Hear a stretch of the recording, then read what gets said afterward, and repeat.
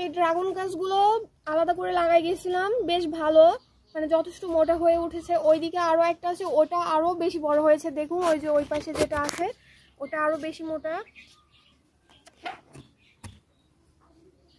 তো এই গাছগুলো আসলে আলাদাভাবে একটু লাগাইতে হবে, জায়গার সংকটের কারণে এখানেই রাখা আছে। এই আম গাছটা নষ্ট হয়ে গেছে, 2-3টা করে মাথা বের হয়েছে কিন্তু নষ্ট হয়ে গেছে। এই জন্য এটা চেঞ্জ করে ভাবছি মানে এই গাছটা রাখবো না, আর এটার মধ্যে এই সফেদা গাছটা রাখবো। সফেদা গাছটা খুব সুন্দর ছিল, আপনারা আগের ভিডিও দেখলে বুঝতে পারবেন। যেহেতু এখনো প্রাণটুকু আছে এ কারণে আমি এটা চেঞ্জ করে এখানে লাগাবো, এবং এই মাটি এখানে কিছুটা গর্ত করে রাখবো যাতে মাটির রস কিছুটা ওঠে, আর এই প্যাকেটগুলোও ছিদ্র করে দেব। এভাবে আমি অধিকাংশ গাছ রাখি যাতে 1 মাস 1.5 মাস জল না পেলে ওরা ভালো থাকে, আর মাঝে যদি বৃষ্টি আসে এই অপেক্ষায় আসলে রেখে যাই ওদের।